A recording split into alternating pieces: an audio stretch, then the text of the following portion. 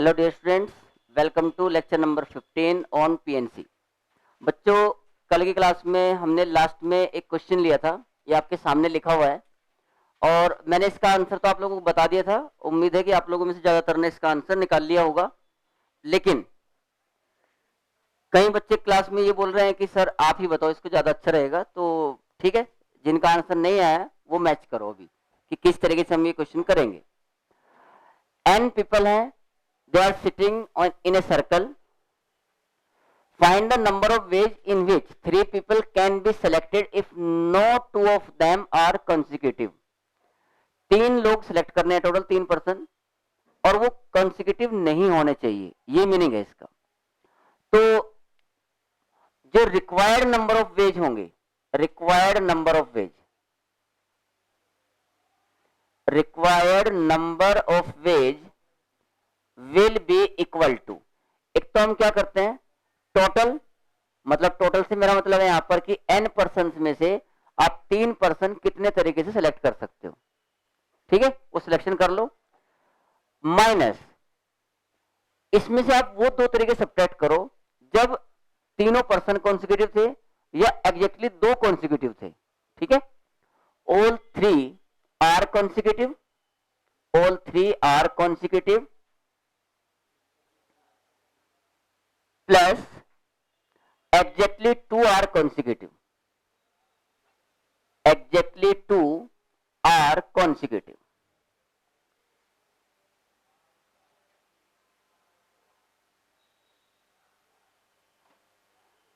ये तरीके हमें इसमें सब्ट्रैक्ट करना है। तो टोटल तो हो गया बेटा हमारा NC3, इसमें तो कोई प्रॉब्लम है ही नहीं किसी को, माइनस, हालांकि इन दोनों केसेस में से भी कल हमने ये एक केस डिस्कस कर लिया था, पर फिर से कर लेते हैं। देखो, मान लो कि ये वो सर्कल है और ये बंदे हैं A1, A2, A3, और इस टाइप से घूमते घूमते यहां पर AN-2, AN-1 और AN, इस टाइप से ये n पर्सन इस सर्कल में बैठे हुए हैं। एग्जैक्टली 3 आर, या जिन तीनों बंदों को सिलेक्ट किया गया तीनों को तीनों कॉन्सिक्यूटिव हैं। पहले हम वो तरीके से सर्च करेंगे कितने होंगे। तो देखो कितने हो सकते हैं, मान लो कि ये वो तीनों हैं, तो मैंने यहां पर लिखा A1, A2, A3, समझ गए। एक ये हो सकता है, ऐसा हो सकता है A2, A3, A4, एक ये हो सकता है, एक A3, A4, A5 ये हो सकता है, और लास्ट तक जाते जाते क्या हो सकता है AN, A1, A2 ये हो सकता है। समझे, मतलब 3 कॉन्सिक्यूटिव होने के ये एक संभावना है, एक ये है, एक ये है और एक ये है। तो आप देख सकते हो ये टोटल जो है ना n बने हैं। काउंटिंग में काउंट कैसे करना है आप देख लो, A1 पहला सफिक्स देख लो ना, 1 2 3 n तक ही चले गए सीधे सीधे। तो इसका मतलब ये टोटल n पॉसिबिलिटीज हैं जब तीनों पर्सन कॉन्सिक्यूटिव हों। तो यहां पर मैंने n लिख दिया, प्लस अब इसकी बात करते हैं एग्जैक्टली 2 आर कॉन्सिक्यूटिव। तो एग्जैक्टली 2 आर कॉन्सिक्यूटिव, इसको देखते हैं। देखो फिर से हम इसी को बना लेते हैं यहां पर अलग से ही। ये मान लो A1 है, A2 है, A3 है, A4 है, और ऐसे इधर की तरफ हमने लिख लिया AN, AN-1, AN-2, और ये पूरा प्रोसेस हमने किया, राइट। अब क्वेश्चन में क्या बोला कि exactly 2 are consecutive, exactly 2 are consecutive. तो मान लो वो 2 कॉन्सिक्यूटिव A1 और A2 हैं एक टाइम पे। जब आप A1, A2 को लोगे तो इसका मतलब आप AN और A3 को नहीं ले सकते। समझिए, समझे। इसका मतलब क्या हुआ कि जो 3 पर्सन आपको सिलेक्ट करने थे, टोटल कितने करने थे 3, उन 3 में से अगर आपने 2 कॉन्सिक्यूटिव ले लिए तो बाकी का एक जो बंदा बचेगा वो आपके n-4 में से सिलेक्ट होगा।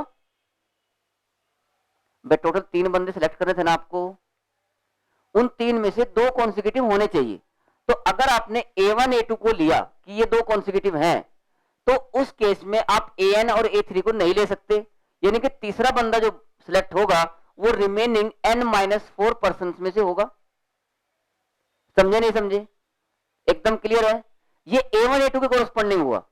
अगर मान लो आपने A2 और A3 को लिया होता, A2 A3 को, तो उस केस में आप A1 को और A4 को नहीं ले सकते। तो मतलब A2 A3 के कोरस्पॉन्डिंग भी तीसरा बंदा A3 तरीके से मतलब n-4 में सेलेक्ट होगा। समझ में आ रहा है कि नहीं आ रहा है? इसका मतलब अब आप ये देखो A1 A2 A2 A3 A3 A4 दो को लेके टोटल बनते हैं पेयर n, लेकिन दो कॉन्सिक्यूटिव वाले जो पेयर n बनते हैं उन n पेयर में से अगर आपने एक भी पेयर सेलेक्ट किया, वो पेयर आपने सेलेक्ट किया nc1 तरीके से, ये पेयर हुआ, समझ ना? ये पेयर सेलेक्ट किया आपने, चाहे वो कोई से भी किया। कौन से पेयर पॉसिबल है? देखो ये पेयर्स हैं A1 A2 A2 A3 A3 A4 AN A1, ये पेयर्स पॉसिबल है। टोटल n पेयर्स पॉसिबल है। इनमें से आप कोई सा भी एक पेयर चूज कर लो। जैसे आप एक पेयर चूज करोगे आपके पास तीसरा बंदा सेलेक्ट करने के n-4 तरीके बचेंगे, क्योंकि n-4% रिमेनिंग है, और उनमें से आप एक बंदा चूज कर लो n-4 C1 तरीके से। बोलो बात समझ में आएगी नहीं? ये आपने तीसरा बंदा सेलेक्ट किया।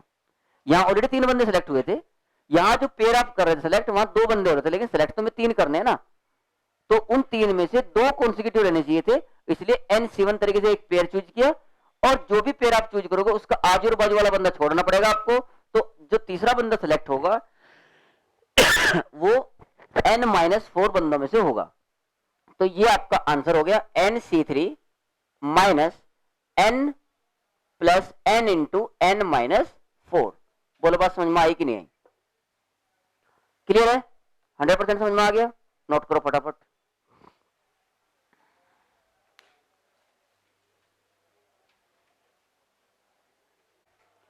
ओके, तो ये क्वेश्चन आपको क्लियर हो गया। अब नेक्स्ट जो टॉपिक है हमारा वो है total number of combinations. Total number of combinations, total number of combinations, total number of combinations.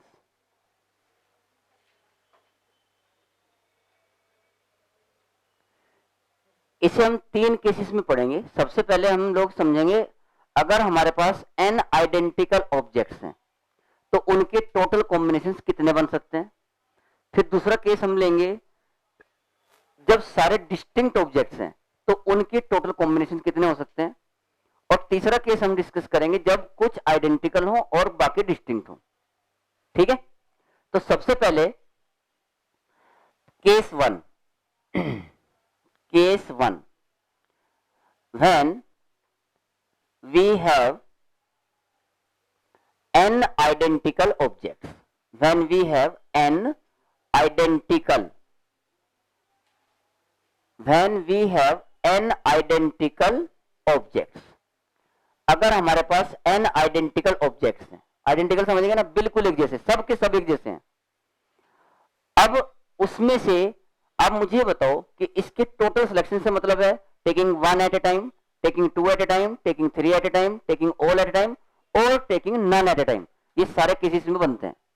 जैसे मेरे पास n आइडेंटिकल ऑब्जेक्ट्स हैं, एक एग्जांपल लिया, मान लो 5 आइडेंटिकल ऑब्जेक्ट्स हैं, 5, और वो 5 जो है ना A है, सपोज 1 2 3 4 5 ये 5 A हैं। अब अगर मैं आपको बोलूं कि भाई मुझे इनमें से एक ए सिलेक्ट करना है, उसके कितने तरीके होंगे? एक ही तरीका होगा। तो number of ways of selecting, number of ways of selecting one identical, one object out of n identical objects, n identical objects. तो इसका तरीका एक ही होगा ना फिर? बोलो, NC1 नहीं लगा सकते, यहां ध्यान रखो। NCR या NPR केवल और केवल डिस्टिंक्ट ऑब्जेक्ट्स में लगता है। अगर आप NC1 लगा रहे हो, क्यों नहीं लगा सकते? देख लो ना, गलत आएगा आंसर। अभी देखो, मान लो आपने बोला कि 5 A है मेरे पास और इन 5 A में से एक A सेलेक्ट करना है और 5 आइडेंटिकल हैं। आप बोलेगे 5C1 आंसर देगा 5, तो आप मुझे बताओ 5 तरीके कौन कौन से हैं वो, जिसमें आप एक ए को 5 आइडेंटिकल ए में से सिलेक्ट कर सकते हो। बताओ कौन से 5 तरीके हैं? क्या बोलोगे? या तो पहला ए लिया, या तो दूसरा ए लिया, या तो तीसरा ए, या तो चौथा।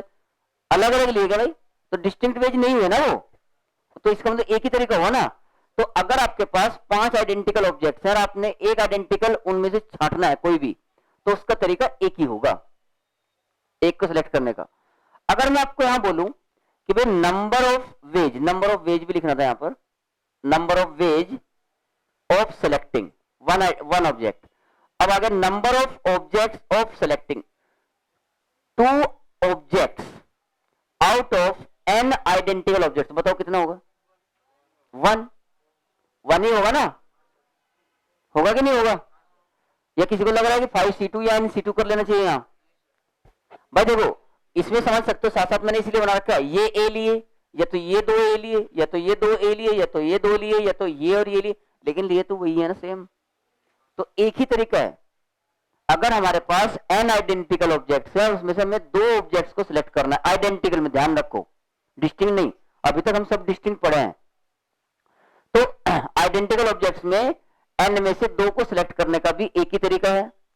अगर आप n में से 3 को सिलेक्ट करते हो तो भी उसका एक ही तरीका होगा, एक ही होगा ना। और अगर आप n में से सबको ही सिलेक्ट करते हो, n में से n कोई, तो भी एक ही तरीका होगा कि नहीं होगा? और आप किसी को भी सिलेक्ट नहीं करते हो तो भी एक ही तरीका होगा। तो कुल मिला के आपका जो पहला रिजल्ट बना वो ये कि suppose if we have n identical objects then total number of selections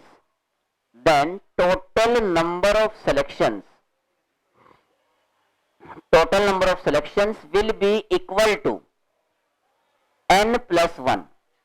और इसमें वो तरीका भी शामिल है जब एक भी ऑब्जेक्ट इंक्लूड नहीं किया गया, यानी कि सिलेक्ट नहीं किया गया। ठीक है ना? तो यहां तक लिखो एक बार, और लिखो इसमें जो मैं आगे बोलता हूं। पहले ये पहली लाइन लिखेंगे, केस 1 में ये पहली लाइन लिख लो, यहां तक पहुंच जाओ, और उसके आगे मैं बोल रहा हूं जो लिखना है।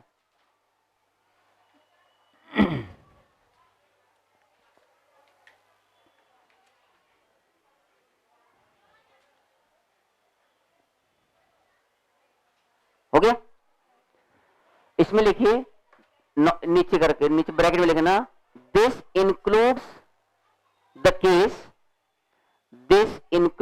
Case when no object is selected। this includes the case when no object is selected। ठीक है?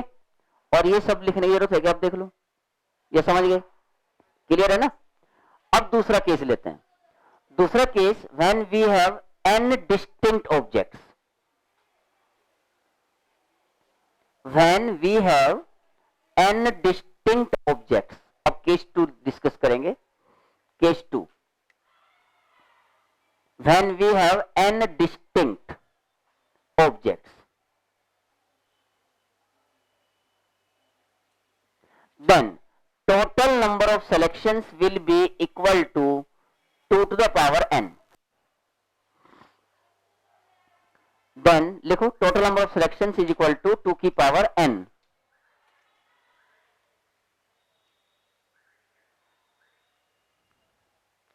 और इसके ब्रैकेट में भी लिखेंगे यही सेम बात जो पहले केस में लिखे थे आपने। This includes the case when no object is selected. This includes the case when no object is selected. अब देखो कैसे। अब हमारे पास n डिस्टिंक्ट ऑब्जेक्ट हैं, अगर मैंने उनमें से एक को भी नहीं लिया तो वो कितने केस बनेंगे? nc0 1 होता है, तो एक केस आ गया कि जब कोई भी ऑब्जेक्ट सिलेक्ट नहीं किया गया, या अब चॉइस आई, या आपने n में से हो सकता है एक को सिलेक्ट किया हो, तो n में से एक को सिलेक्ट करने के तरीके होंगे nc1। अभी हम यहां पर ncr इसलिए अप्लाई कर पा रहे हैं क्योंकि डिस्टिंक्ट ऑब्जेक्ट्स हैं, तो n में से एक ऑब्जेक्ट को सिलेक्ट करने के nc1 यानी कि n तरीके होते हैं। अब देख लो, मान लो कि आपके पास 5 ए ना होके 5 होते, a1 a2 a3 a4 a5, और उनमें से आपको एक को सिलेक्ट करना है। A1 A2 A3 A4 A5 में से एक को सिलेक्ट करना है, तो एक को सिलेक्ट करने के 5C1 यानी कि 5 तरीके होते कि नहीं, या तो A1 सिलेक्ट हुआ, या तो A2 हुआ, या तो A3, या तो A4, या तो A5, तो 5 होते कि नहीं होते, तो ये हुआ NC1। ऐसा हो सकता है कि आपने 2 को सिलेक्ट किया हो तो NC2,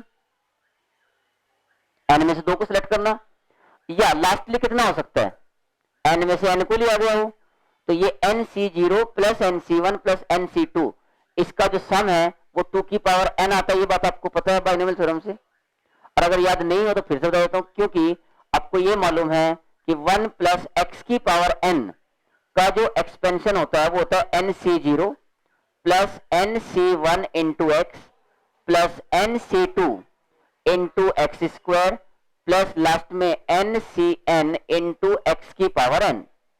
now put x equal to 1 on both sides. जब आप x इक्वल टू 1 पुट करेंगे तो इधर 1 प्लस 1 2 बन जाएगा, मतलब 2 की power n equal to NC0 plus NC1 plus NC2 plus NCn।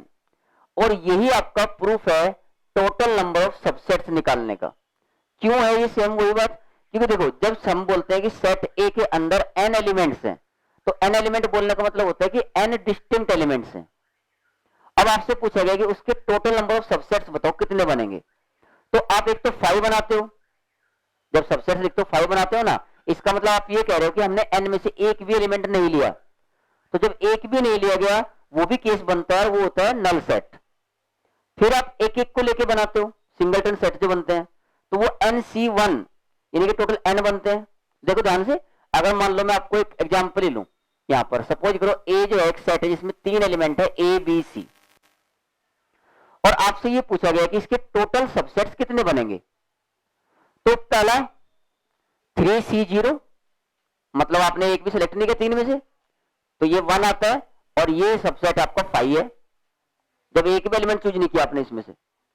या आप एक एक को लेके बनाते कि नहीं बनाते, तो 3C1 तरीके से आप सेलेक्ट कर सकते हैं 3 में से कोई भी एक एलिमेंट, यानी कि 3 तरीके से आप चूज कर सकते हो। तो वो 3 जो तरीके हैं वो है, या तो आपने सिंगलटन ए बनाया है, या तो सिंगलटन बी बनाया है, या तो सिंगलटन सी बनाया है, ये वो सबसेट्स हैं। ऐसा हो सकता है कि आपको करना ही है कि भाई 2-2 को लेकर सबसेट बनाओगे, तो 3 में से कौन से 2, तो 3 में से 2 को सिलेक्ट करने के तरीके भी 3 ही होते हैं, और वो ए बी ए सी और बी सी, यही बने कि नहीं बने। और लास्टली आप एक ये बनाओगे कि हो सकता है कि हमने जो सबसेट बनाया है जिसको हम इम्प्रॉपर सबसेट बोलते थे, तीनों को सिलेक्ट कर लिया, वो तरीका एक ही होता है कि नहीं, तो इसमें एक ही आ गया ए बी सी। और 3C0 plus 3C1 plus 3C2 plus 3C3 ही 2 की पावर 3 होता है, मतलब 8। तो ये उसका प्रूफ भी है और ये तरीका था उसका। तो 11th में जब स्टार्टिंग में आप लोगों ने ये चैप्टर पढ़ा था सेट थ्योरी, तब आपको वहां पर डायरेक्ट फॉर्मूला बताया गया था कि भाई इतने सबसेट होते हैं, सबसेट निकालने सिखाए थे। लेकिन अब आपको ये पता है कि इसके अलावा और कोई पॉसिबिलिटी है ही नहीं, यही होते हैं टोटल। आई बात समझ में, भाई 3 एलिमेंट है आपके पास किसी सेट में, आप उनमें से एक भी एलिमेंट ना लो तो सबसेट बनेगा 5, या आप एक एक को लेके बनाओगे या 2-2 को लेके बनाओगे, तो 3 में से एक एलिमेंट आप कितने तरीके से सिलेक्ट कर सकते हो, उतने ही आपके सिंगलटन सबसेट्स बनेंगे। जो भी एलिमेंट सिलेक्ट किया उसको ब्रैकेट में डाल दो, कर्ली ब्रैकेट में, बन गया सबसेट। 3 में से 2 एलिमेंट आप कितने तरीके से सिलेक्ट कर सकते हो, उतने ही आपके पेयर सबसेट्स बनेंगे, यानी कि 2-2 एलिमेंट वाले। 3 में से तीनों एलिमेंट आप कितने तरीके से सिलेक्ट कर सकते हो, उतने आपके टोटल सबसेट बनेंगे। 3C3 मतलब एक ही बना, तो 3 एलिमेंट से तो एक ही बनेगा ना। अगर किसी के मन में चल रहा हो कि A B C B C ए सी भी ऐसे बनेंगे, तो ये तो विचार ही गलत है, क्योंकि वो तो एक ही होता है।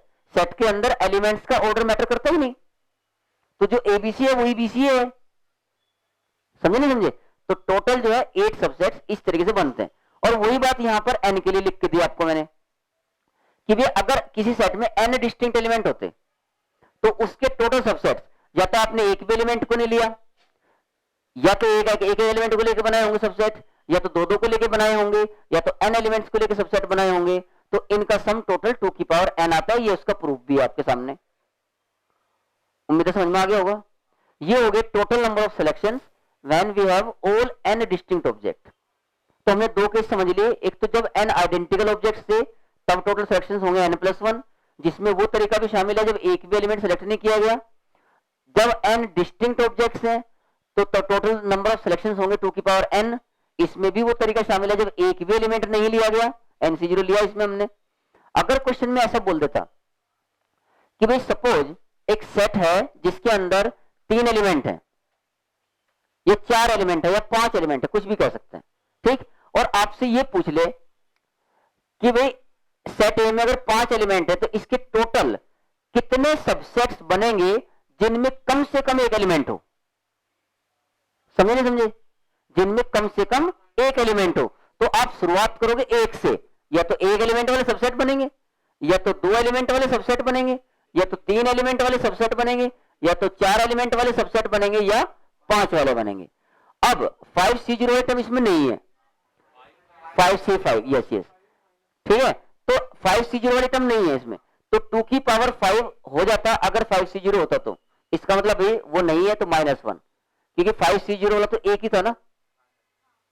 और अगर सवाल में ये पूछ ले कि सेट ए में 5 एलिमेंट हैं, उसके ऐसे टोटल कितने सबसेट्स होंगे जिनमें 2 या 2 से ज्यादा एलिमेंट हो, तो आपकी शुरुआत होगी 5C2 से। समझे? तो ये तरीका आपको क्वेश्चन की लैंग्वेज को समझना है। जेईई मेन में अक्सर ये सवाल पूछा जाता है कि आपको एक सेट दे देगा या 2 सेट दे देगा, ऐसा भी कर सकता है, 2 सेट दे देगा ए और बी, क्योंकि हमने कार्टेशियन प्रोडक्ट भी पढ़ रखा है। हाँ ये सब प्रॉपर है, इम्प्रॉपर एक ही होता है ये, जिसको सब जो इक्वल होता है। यस, आ गया समझ में? क्लियर है? मिटा दूं? ओके, लिखा नहीं अभी? लिखो लिखो। केस 3 क्या है देखिए, केस 3 ध्यान दो।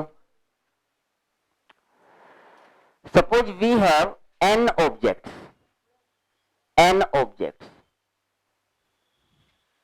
ठीक है, और इन n ऑब्जेक्ट्स में से p objects are alike of one kind, p objects are alike of one kind, q are alike of second kind, दूसरी प्रकार के हैं, are alike of third kind, are alike of third kind, और जो remaining है n minus p plus q plus r, are distinct, ये सब distinct है। ठीक है, तो इसके टोटल नंबर ऑफ सिलेक्शंस जो होंगे, टोटल नंबर ऑफ सिलेक्शंस या total number of combinations, total number of selections और कॉम्बिनेशंस, ये कितने होंगे देखो।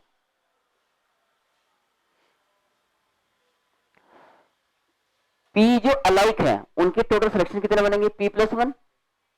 अभी हमने केस 1 में ये डिस्कस किया था ना कि अगर n आइडेंटिकल ऑब्जेक्ट्स हैं तो उनके टोटल सिलेक्शंस n+1 होते हैं, तो इसके टोटल सिलेक्शंस P+1 है, और इनके हर एक सिलेक्शन के कोरस्पॉन्डिंग इसको सिलेक्ट करने के तरीके Q+1 है कि नहीं है, इसलिए मल्टीप्लाई में लिख रहे हैं, और इसके हर एक तरीके कोरस्पॉन्डिंग इसको सिलेक्ट करने के तरीके R+1, और इस तरीके के कोरस्पॉन्डिंग इसको सिलेक्ट करने के टोटल तरीके 2 की power n minus p plus q plus r, क्योंकि ये डिस्टिंक्ट है, तो डिस्टिंक्ट वाला को तो 2 की पावर n था ना। तो अगर मिक्स में रहे तो ध्यान देना कि जो आइडेंटिकल होंगे इस तरीके से डील करना है, और जो डिस्टिंक्ट होंगे वो 2 की पावर में चलेंगे। इसके अंदर वो तरीका भी शामिल है जब एक भी ऑब्जेक्ट सिलेक्ट नहीं किया गया। Is it clear? ये बात भी लिख लो, और अब लिखो पहला सवाल इसके ऊपर, फटाफट नोट करो।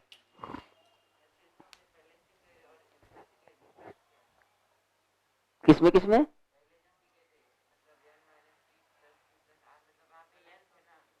उसमें हम एक टाइम पे 1 या 2 सिलेक्ट करते थे, वहां बताते थे कि 5 में से 3 सिलेक्ट करने के कितने तरीके हैं, या 5 में से 4 सिलेक्ट करने के कितने तरीके हैं। यहां पूछा टोटल कितने हो सकते हैं, मतलब ये मोर एक्सप्लोरेशन है उसका, और ज्यादा एक्सप्लोर कर रहे हैं उसको, टोटली पूछ रहा है वो।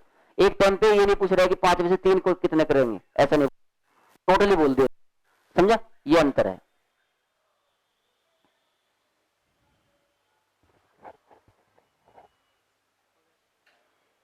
Very good.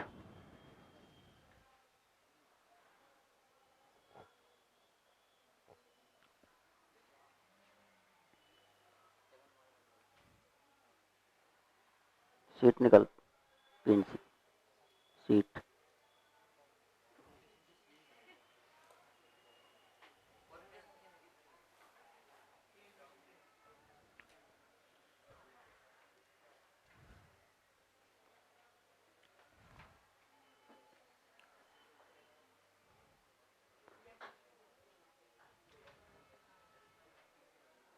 Okay, first example लिखिए भाई।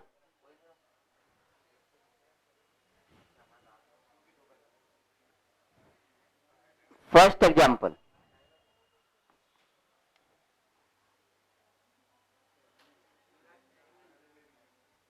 एग्जांपल 1, फाइंड द, लिखिए, find the number of different veg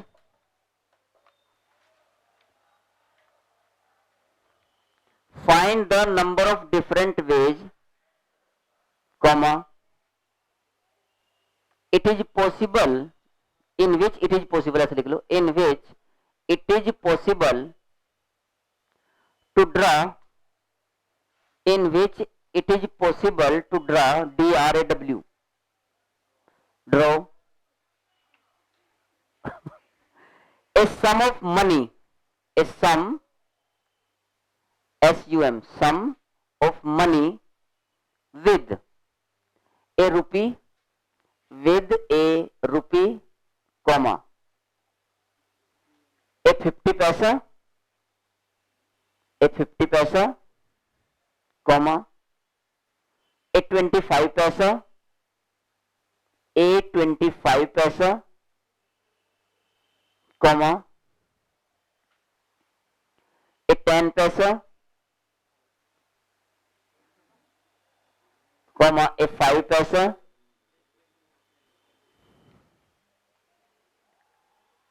three पैसा, 2 पैसा एंड 1 पैसा। कॉइन, ठीक है। मतलब ये हो गया कि भाई ये सामने सब सिक्के रखे हुए हैं, ठीक है, 1 2 3 4 5 6 7 8, टोटल 8 सिक्के हैं सामने रखे हुए हैं।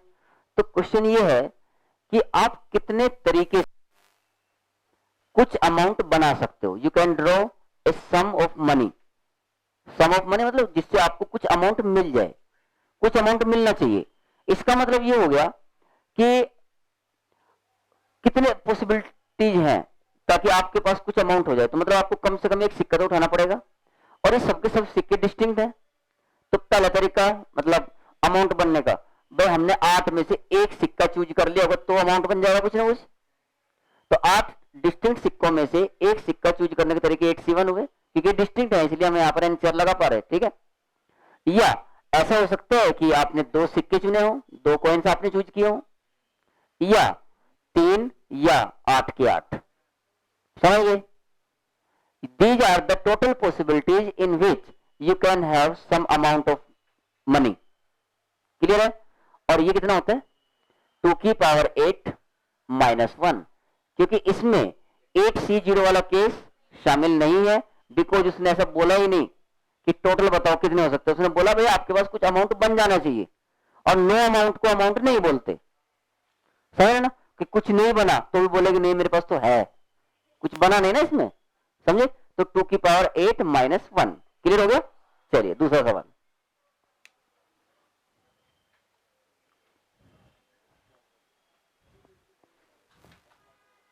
ये आप लोगों को कल वाले लेक्चर से भी ज्यादा आसान लगेगा, ये है भी है सच में, मतलब सर्कुलर परम्यूटेशन से बहुत आसान है ये।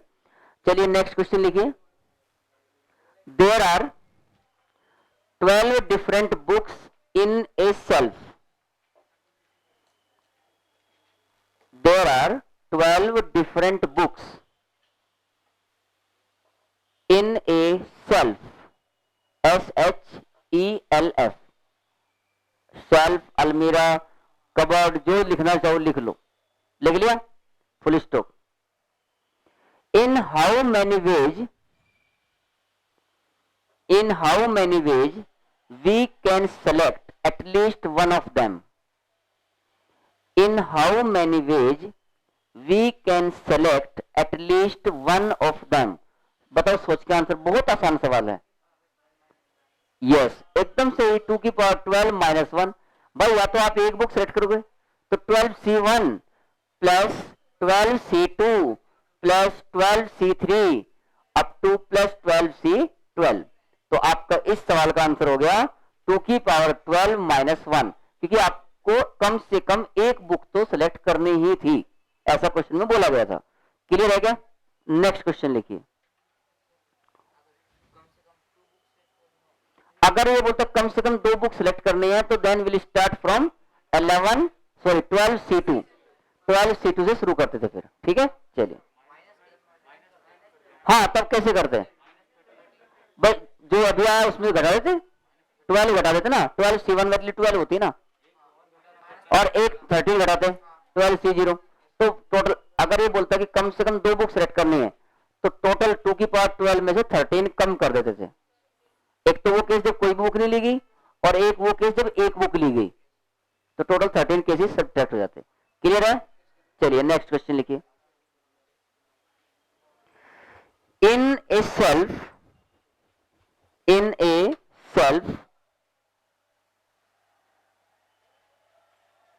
there are 6 physics,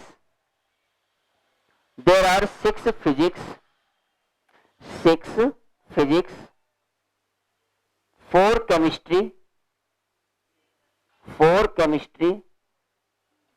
and 3 maths books, 3 maths books।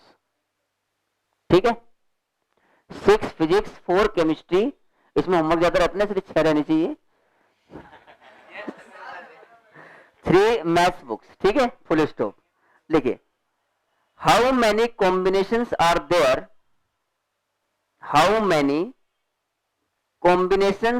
There, total number of combinations are there, how many total combinations are there if. अब इसमें 2 सवाल हैं। First, books of same subject are different, books of same subject are different। और second question है, books of same subject are identical, books of same subject are different। और second question है, books of same subject are identical। ठीक है, तो पहला case लेके चल रहे हैं।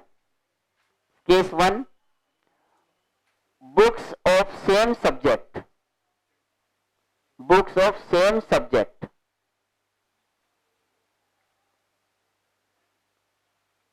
Are distinct.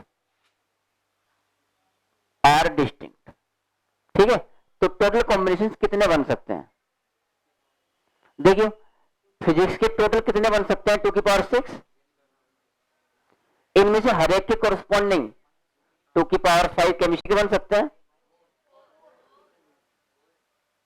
4 है ना ये? यस। और 2 की पावर 3 मैथ्स। सही है, यही है ना भाई? इसके इतने टोटल, इसके हर एक के कोरस्पॉन्डिंग इसके इतने टोटल, इसके हर एक के कोरस्पॉन्डिंग इसके इतने टोटल। तो टोटल कितना हो गया? 2 की पावर 13 कितना होता है? देखिए, 1024 और इंटू 2, 2048, 4096 आ रहा है क्या? 2 की पावर 12 कितना होता है? तो 4096। आंसर चेक करो।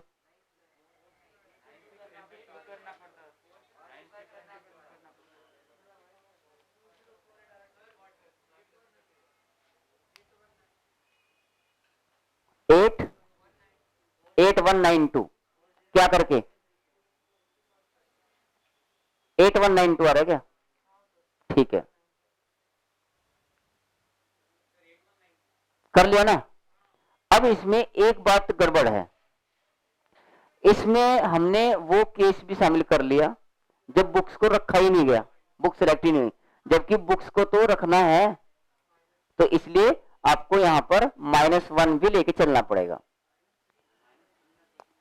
एक ही केस है ना जब कोई भी बुक नहीं रखी गई, समझे नहीं समझे?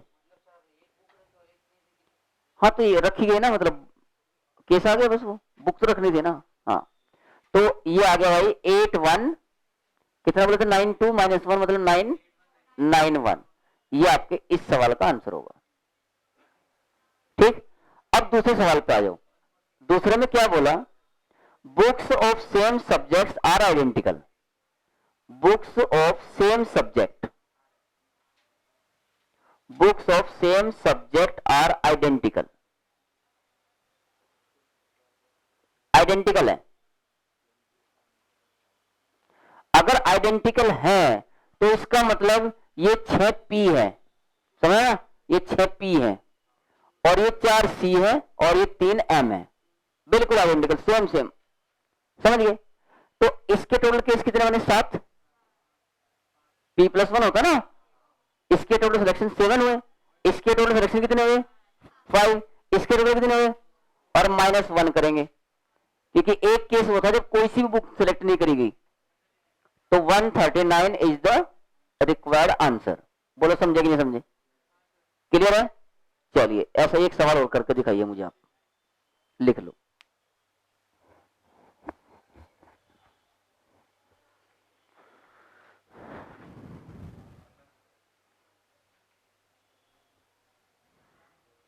एग्जाम्पल 3 आ गया ना, 4।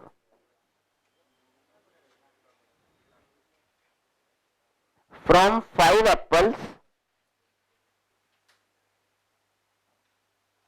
from 5 apples, 4 mangoes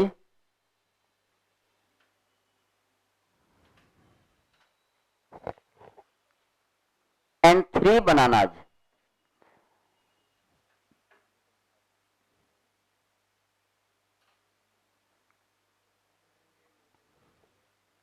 Five apples, 4 mangoes and 3 bananas, comma, लिखिए। In how many ways we can select at least 2 fruits of each variety? In how many ways we can select at least 2 fruits, at least 2 fruits of each variety, of each variety, if अब इसमें 2 सवाल हैं। First, fruits of the same species are identical, fruits of the same species are identical, और second है fruits of the same species are different, fruits of the same species are different। मतलब एक बार तो आपको ये मान के चलना है कि ये जो एप्पल है वो सब एक जैसे हैं, चारों मैंगो एक जैसे हैं, 3 बनाना एक जैसे हैं, और एक बार ये मान के चलना है कि ये डिस्टिंक्ट है, ये भी डिस्टिंक्ट है, ये भी डिस्टिंक्ट है। बात समझ में आ गई? और हर स्पीसीज यानी कि हर प्रकार का आपको कम से कम 2 फ्रूट लेने ही हैं, समझ गए? तो समझिए, चलो देखो कोशिश करो करने की। पहला केस ये मान लो कि ये सबके सब क्या है? डिस्टिंक्ट है। पहला आइडेंटिकल वाला सही है, तो पहला आइडेंटिकल मान लो, ठीक है, पहला केस वही है। अब आप एक बात देखो, ध्यान देना, पहला सवाल में आपने ये माना कि 5 एप्पल आइडेंटिकल हैं और आपको उनमें से 2 एप्पल सेलेक्ट करने हैं, कम से कम 2, तो एक ही तरीका है ना। तो आपने 2 एप्पल सेलेक्ट किए, एक तरीका, या 3 एप्पल किए होंगे तो भी एक ही तरीका, या 4 एप्पल किए होंगे तो भी एक ही तरीका, और 5 एप्पल किए होंगे तो भी एक ही तरीका, यानी कि 4 टोटल तरीके हुए इसके, हुए कि नहीं हुए? नहीं समझे क्या? या तो 2 एप्पल सेलेक्ट किए, भाई देखो ये 2 एप्पल सेलेक्ट हुए एक तरीका, या 3 एप्पल सेलेक्ट हुए, या 4 एप्पल सेलेक्ट हुए, या 5 एप्पल सेलेक्ट हुए, ये हो गया एप्पल सेलेक्ट। कम से कम 2 एप्पल सेलेक्ट करने थे। इसके कोरस्पॉन्डिंग कम से कम 2 मैंगो सेलेक्ट करना है, तो 2 मैंगो सेलेक्ट हुए, 3 हुए, 4 हुए, बस 4 ही हो सकते हैं, है ही 4, और तीन बनाना में से दो बनाना सेलेक्ट होने का तरीका एक, और तीनों बनाना सेलेक्ट होने का तरीका भी एक, जब वो आइडेंटिकल मान के चल रहे हैं हम। तो कितना आया देखिए 20 आगे समझ में। लेकिन अब अगर दूसरा सवाल देखें हम, दूसरा सवाल अब ये बोला उसने कि नहीं भाई ऐसा करो, इनको डिस्टिंक्ट मानो, इनको डिस्टिंक्ट मानो, इनको डिस्टिंक्ट मानो। अब बताओ कितना होगा, और हर वैरायटी का कम से कम 2 फ्रूट लेने ही है, ठीक है। तो 5 में से 2 फ्रूट लेंगे तो 5C2, या 3 लेंगे, या 4 लेंगे, या 5 फ्रूट लेंगे। इनमें से हर तरह के कॉरस्पॉन्डिंग मैंगोज को सिलेक्ट करने के, या तो 4 में से 2 मैंगो लिए लेने ही है 2 कम से कम, या 3 लिए, या 4 लिए, समझ गए। इनटू इसके मैंगो के सिलेक्शन के कॉरस्पॉन्डिंग बनाना सिलेक्ट करने के 3C2 प्लस 3C3 तरीके होंगे। वैल्यू निकालो, कितना आ गया,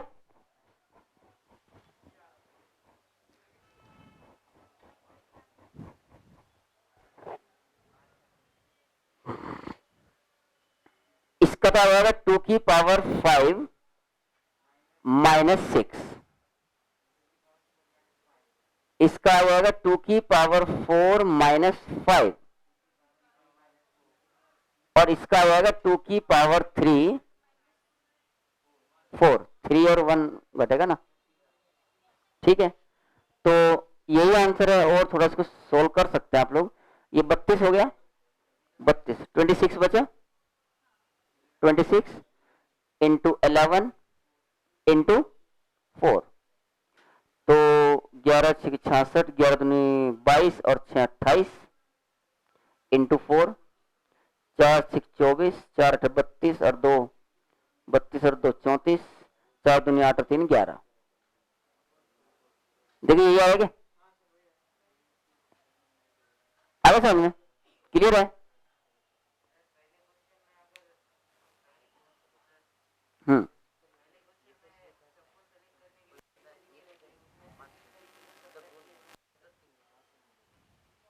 सबको सिलेक्ट करने के, हाँ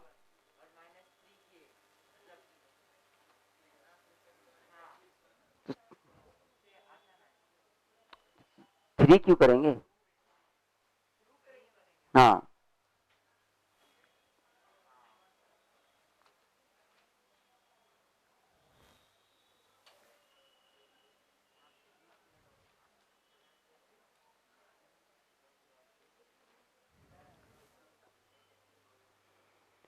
चलिए हो गया ये। तो ये टोटल नंबर ऑफ सिलेक्शन वाला जो आपका टॉपिक है ये यहां पर समाप्त होता है। अब जो नेक्स्ट टॉपिक आपका आएगा वो है नंबर ऑफ डिवाइजर्स फाइंड करना हमें किसी भी नंबर के, कि टोटल कितने डिवाइजर्स हो सकते हैं, यानी कितने फैक्टर्स हो सकते हैं, किसी नंबर के कितने प्राइम फैक्टर्स हो सकते हैं, ठीक है। या कोई दे देगा फॉर्म की भी, कोई नंबर n है उसके ऐसे कितने फैक्टर होंगे जो 4p + 5 की फॉर्म के हों या 2p + 3 की फॉर्म के हों, इस टाइप के। तो ये एक इंपॉर्टेंट कंसेप्ट है। उसके पहले मैं आप लोगों को एक बात और याद दिला दूं कि मैंने आप लोगों को सेकंड या थर्ड लेक्चर में ये सिखाया था कि वे n फैक्टोरियल में प्राइम नंबर का एक्सपोनेंट कैसे फाइंड करते हैं, सिखाया था, याद है आप लोगों को। अब एक एक्सपोनेंट आप लोग और सीखो अब, क्योंकि हम पहले ये सीख चुके हैं, वहीं से रिकॉल करते हैं कि exponent of A prime number in n factorial, ये इसका उस दिन तरीका भी बताया था आपको और फॉर्मूला भी बताया था। तो ये था box of n by P plus box of n by P square plus box of n by P cube, और ये तब तक चलाना है जब तक कि 0 नहीं हो जाता, ठीक है। ये था इसका तरीका। अब अगर मान लो कोई हमसे पूछता है कि exponent of A prime in NPR, इसमें बताओ, या exponent of A prime number P in NCR, तो ये दो फॉर्मूले हमें और पता होने चाहिए एक्सपोनेंट निकालने की। तरीका तो सेम ही है, जो पहले था वही रहेगा। देखो, क्योंकि NPR जो होता है ये होता है n factorial upon n minus r factorial, और n फैक्टोरियल में किसी प्राइम का एक्सपोनेंट निकालना हम पहले से ही सीख चुके हैं। तो exponent of prime in numerator find करेंगे आप पहले, n फैक्टोरियल, मान लो कि वो k1 है, राइट। और फिर आप इसी प्राइम नंबर का एक्सपोनेंट डिनोमिनेटर में फाइंड करेंगे n माइनस आर फैक्टोरियल में, और सपोज करो ये k2 आया, समझे बात। तो exponent of the prime number p in npr that will be equal to k1 minus k2। समझिए घटाया क्यों है, एक्सपोनेंट बताना है तो k1 माइनस k2 करना पड़ेगा ना। मान लो ऊपर 2 की पावर 13 आ रहा है, नीचे 2 की पावर 2 आया, तो इफेक्टिवली तो 2 की पावर 11 ही हुआ ना, नहीं समझे बात। हाँ, तो k1 माइनस k2। इसी तरीके से जो NCR होता है, NCR, इसका फॉर्मूला भी पता है आपको, n factorial upon n minus r factorial into r factorial, ये रहता है। तो आप इन तीनों में फाइंड करेंगे। तो सबसे पहले exponent of prime in n factorial find करो, सपोज करो वो k1 आया।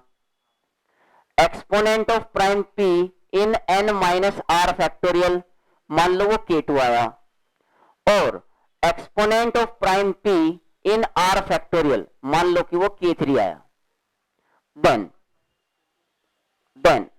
Exponent of prime p in NCR, it will be equal to k1 minus k2 plus k3। तब आपका फॉर्मूला ये बन जाएगा। तो इसे भी आपको याद रखना है। आगे समझ में क्लियर है, नोट करो फटाफट, और फिर कुछ और बढ़िया बढ़िया सवाल करते हैं। बड़ा मैजिकल टाइप के 2-3 सवाल आपका वेट कर रहे हैं। Heading exponent of prime p in NPR and in NCR, मतलब हेडिंग ये डाल लो कि exponent of prime number in NPR and NCR। Okay, Ritesh का तो पहले से ही लिखा हुआ है, बाकी लोग लिख लो। मतलब लड़का अंतर्यामी हो गया बिल्कुल, इसको सब पता रहता पहले मैं क्या पढ़ाने वाला हूं।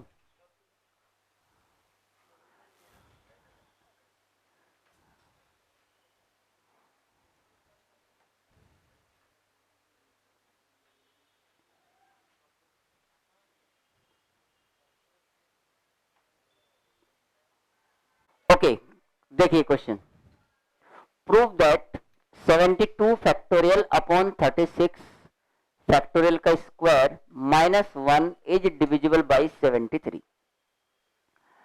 इस टाइप का क्वेश्चन एक बार जो है मतलब एडवांस में आ चुका है और मेन में भी एक बार आ चुका है। क्वेश्चन अलग है वो दोनों, तो आप लोग उनको जब देखोगे तो समझ में आ जाएगा कि क्या कंसेप्ट का क्वेश्चन है ये। ठीक है, यहां पर मैंने प्रूव दैट करके लिखा है, वहां प्रूव दैट करके नहीं आया था। वहां ऑप्शन दे देता है कि भाई ये this number -1 is divisible by, और उसमें ऑप्शन दे देगा 73, 77, 79, 82, 81, जो भी देना हो, ऐसा कुछ भी। तो आपको ये पता रहना चाहिए कि इसको सोल्व कैसे करना है। तो एक तो हमने इसको देखा ध्यान से कि ये जो लिखा है ना, ये लिखा है 72C36, लिखा है कि नहीं लिखा है भाई? ये जो लिखा है इतना 72C36 लिखा है कि नहीं लिखा है, पहले तो यही पहचानो। और NCR जो होता है वो हमेशा एक पॉजिटिव इंटीजर होता है। तो अगर किसी के मन में ये चल रहा है कि हम इसको सोल्व करके इसकी वैल्यू निकाल के -1 करके देखने के बाद में 73 से डिवाइड करके, तो मुझे नहीं लगता कि ऐसा कुछ विचार मन में आना चाहिए। ठीक है, और ये ऐसे सवाल है जो आपने अगर पहले से नहीं कर रखे हो तो फिर मतलब लगभग असंभव है कि आप इन क्वेश्चंस के आंसर दे पाओ पेपर में। ठीक, तो अब इसको करेंगे कैसे, उसको समझो ध्यान से। देखो, इसमें एक महान पर्सनालिटी हुई है पास्कल, उन्होंने इस प्रकार की प्रॉब्लम्स का मतलब सॉल्यूशन दिया है। पास्कल ट्रायंगल देखा आप लोगों ने, पास्कल रूल पता है आपको सबको, क्या रहता? NCR plus NCR minus 1 is equal to N plus 1 CR, ऐसे ही होते क्या? इसका मतलब ये हुआ कि अगर मैं इस एनसीआर को इधर ही रख लो और इसको उठा के इधर ले जाऊं तो मैं इसे ऐसे भी लिख सकता हूं, NCR is equal to n plus 1 CR minus NCR minus 1। ठीक है, अभी तक हमने इस टाइप से तो कुछ नहीं किया एक बार भी, एक भी सवाल में कि इसको उठा के इधर ले गए हूं, लेकिन ये केवल जो फॉर्मूला बना था ये उन्हीं सवालों को तो बना नहीं हुआ कि अपर सफिक्स सेम हो, लोअर में कन करो, ऐड करो फटाफट। कितने सवाल आ चुके हैं हमारे सामने इसके ऊपर, तो अब थोड़ा तो चेंज होगा देखो इसमें। और ये अनबिलीवेबल टाइप का है कि मतलब ये सवाल इससे हो रहा होगा, है कि नहीं, लेकिन अब आपको ये याद रहेगा आगे से कि जब भी आप ऐसा सवाल आपके सामने आएगा तो आपकी पहली अप्रोच यही रहनी चाहिए। देखो ध्यान से, एनसीआर मतलब 72 से 36 है यहाँ पर, जो आपको आइडेंटिफाई करना दिमाग लगा के। जरूरी नहीं कि हर बार यहाँ पर स्क्वायर ही बने, यहाँ 32 और यहाँ 40 कर सकते थे, 32 एंड 40 तो भी वो ये की बात होते, एनसीआर ही हो रहा था वो। तो 32 C 36 इज इक्वल टू, लगाओ ये फॉर्मूला, 73 C 36 माइनस 72 C 35। 36 में से एक कम करना है, सही है, कोई प्रॉब्लम है? अच्छा, ये 73 C 36, थोड़ा कैलकुलेशन का ध्यान रखना भैया, है ना, माइनस, तृप्ति ध्यान दो, ये एनसीआर फिर से इसमें लगाओ। अभी एन का काम यहां 72 कर रहा है और आर का काम 35 कर रहा है। ठीक है, बताओ क्या बनेगा, 73 C 35 माइनस 72 C 34, बिल्कुल सही बात है, सही है। तो ये कुछ ऐसा बन गया, 73 C 36 minus 73 C 35 plus 72 C 34। अब 72 C 34 में ये फॉर्मूला फिर से लगाओ, तो 73 C 36 minus 73 C 35 plus 73 C 34 minus 72 C 33। ऐसा बना कि नहीं? अभी कुछ समझ में आ रहा है मैं क्या करना चाह रहा हूं? मैं हर बार अपर सफिक्स को 73 बनाना चाहता हूं। अब मैं 72 C 33 में लगाऊंगा यही फॉर्मूला, तो क्या बनेगा ये, मतलब ऐसे करते करते कहां तक जाने वाला हूं मैं? क्या कभी ऐसा होने वाला है 73 C 36 minus 73 C 35 plus 73 C 34 minus 73 C 33 plus 73 C 32, ऐसे करते करते ये कहीं ना कहीं तो जाके एक एक कम होता जा रहा है ना। और इसमें भी कौन प्लस का रखना कौन माइनस का वो भी देख सकते हो। देखो, जो जिनका लोअर सफिक्स में इवन नंबर है वो प्लस के हैं, और जो ओड नंबर है लोअर सफिक्स में वो माइनस के हैं। तो एक स्थिति तो ऐसे भी आएगा बेटा, देखो 73 C2 बनेगा, फिर माइनस 73 C1 बनेगा और प्लस 73 C0 बनेगा। बस उसके आगे में जाना नहीं होता, समझ गए? यहां तक तो किसी को कोई समस्या नहीं है ना? अच्छा, एक बहुत इंटरेस्टिंग रिजल्ट है, उसको भी लिख लो और याद रखना हमेशा कि if n is a prime number, if n is a prime number, then NCR always divisible by n. NCR always divisible by n.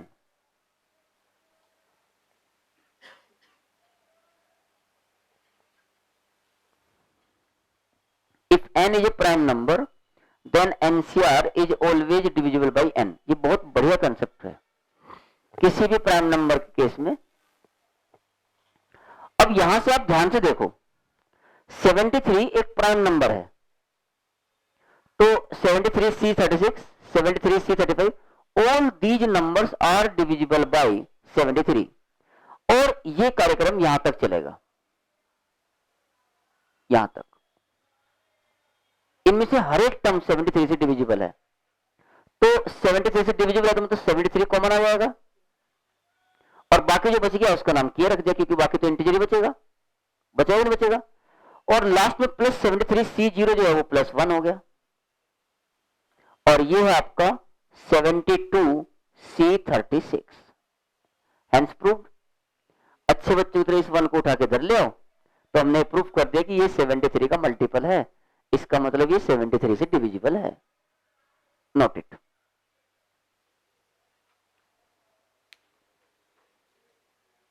Okay, तो नेक्स्ट क्वेश्चन है हमारा, ध्यान दीजिए, ये भी बहुत इंपॉर्टेंट सवाल है। Prove that NC0 minus NC1 plus NC2 minus NC3 plus NC4 minus plus last में -1 to the power r NCR is equal to -1 to the power r into n-1 CR।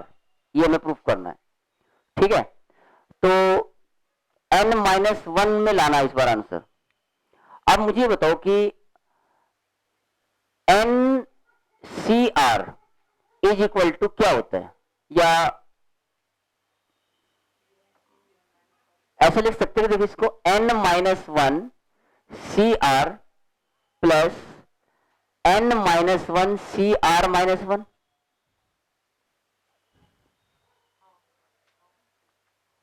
ये है क्या सही?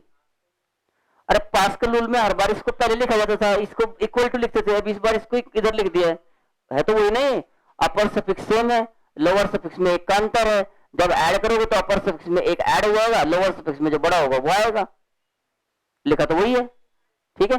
अब देखो इसका कमाल देखो, इसी फॉर्मूले का, तो लेफ्ट हैंड साइड ले लिया है हमने, NC0 माइनस NC1 में ये फॉर्मूला वही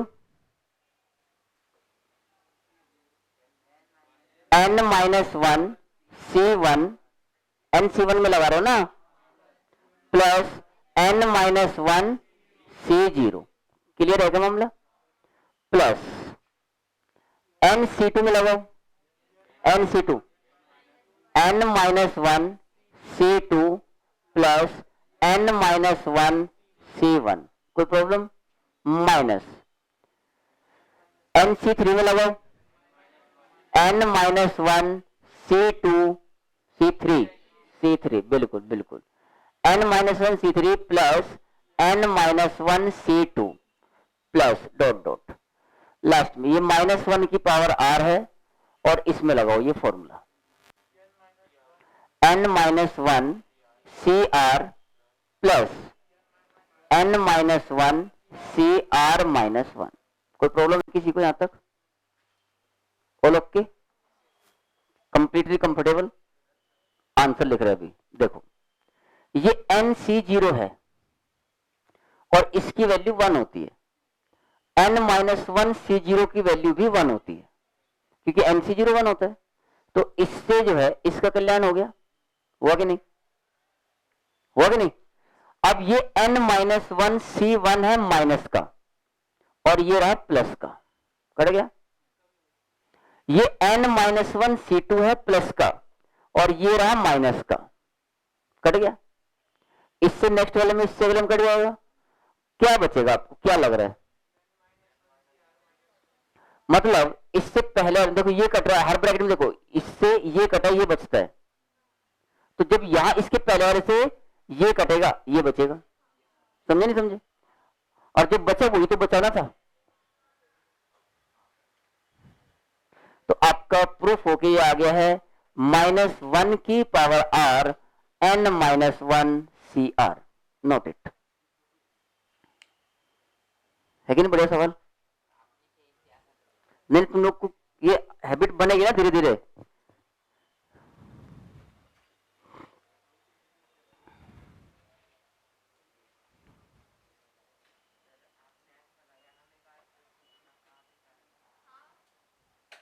good question.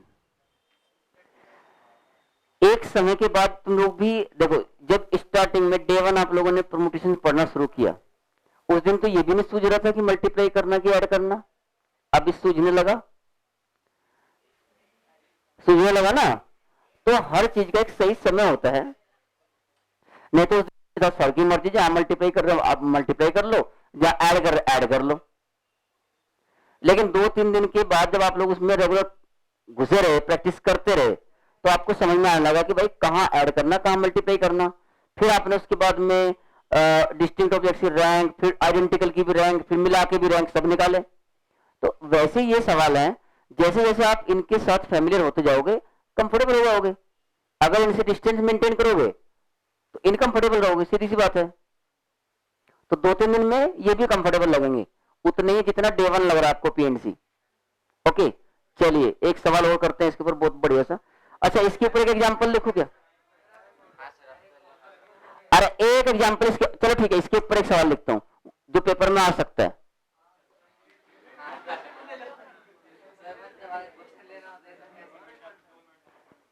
Find the value of 20C9, I think 7 है। 20C कितना लिखा है यार ये, 7, 8, 9, 10, okay. 20C7 minus 20C8 plus 20C9 minus 20C10 plus और प्लस 20C19 माइनस 20C20, इसकी वैल्यू फाइंड करो और फिर देखो आ रहा कि नहीं आंसर। ये इसी का ही एप्लीकेशन है।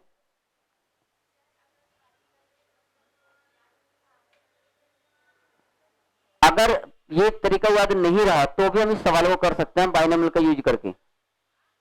बाइनोमियल इसमें भी हमें हेल्प करती है, ठीक है। लेकिन यहां पर अपर सफिक्स सेम है, इसका मतलब 1 + x⁻20 का कोफिशिएंट, 1 + x⁻20 का एक्सपेंशन लेके चलना है। लोअर सफिक्स सबके अलग अलग है, तो ये थोड़ा टफ हो सकता है। अगर लोअर सफिक्स सेम होते तो हमने एक सवाल किया था जी बाइनोमियल से, है ना। लेकिन इसको देखो, अभी जैसे ये सवाल सामने आएगा ना, तो इसमें और इसमें कतई भी सिमिलरिटी नहीं लग रही, क्योंकि इसकी शुरुआत ही NC0 से हो रही थी, NC0 माइनस NC1 ऐसे होती ना। ये इसकी शुरुआत हुई है 20C7 से, प्लस माइनस करेंगे, उसकी जरूरत ही नहीं है, थोड़ा और ध्यान से देखो। NCR, यस, NCR और NCR माइनस एक ही बात होती है ना, उल्टा लिखो। देखो माइनस कॉमन ले लो और उधर से लिखो, देखना ध्यान से क्या लिखा है, 20C0 minus 20C1 plus 20C2 minus 20C3, और यहां तक आता होते क्या हुआ, 20C12 माइनस 20C13। ये बन गया सवाल आपका, बन गया कि नहीं बन गया, देखियो। और ये तो -1 की पावर r कितने हैं यहां पर, r मतलब नंबर ऑफ टर्म्स r+1 है, समझ ना। तो r मतलब जो भी लास्ट गया है 13, तो -1 की पावर 13, सही है। और n-1 यानी कि 19C13, तो -1 की पावर 13 तो +1 ही हो गया, और माइनस मतलब माइनस प्लस हो गया, 19C13 और 19C6, 19C6 सॉरी, ओके। तो ये दोनों भी बहुत बढ़िया सवाल थे इसके। कल की क्लास में हम लोग फैक्टर्स फाइंड करना सीखेंगे, ठीक है ना। तो बस आज का कार्यक्रम समाप्त, थैंक यू।